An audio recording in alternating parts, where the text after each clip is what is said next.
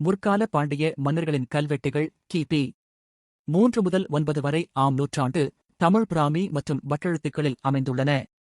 பாண்டியர்களின் ஆட்சி முறை, நிலக்கொடைகள், கிராம சபை மற்றும் முத்து குளித்தல் உள்ளிட்ட வணிகச் சிறப்புகளை விளக்குகின்றன.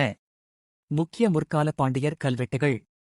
மங்கலம் கல்வெட்டு கிமு 3 முதல் 2 வரை ஆம் நூற்றாண்டு பாண்டியன் நெடுஞ்செழியனைப் பற்றியும் கடலன் வழுதி என்னும் குறுநில மன்னரைப் பற்றியும் குறிப்பிடுகிறது.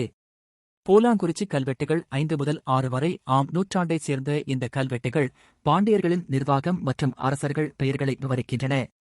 மானூர் கல்வெட்டு திருநெல்வேலி கிபி 8ஆம் நூற்றாண்டு பாண்டிய மன்னர் வரகுணனின் ஆட்சியில் கிராம சபை தேர்தல்கள் மற்றும் வாக்களிக்கும் முறை பற்றி தெளிவாக விளக்கும் ஒரு மிக முக்கியமான கல்வெட்டாகும்.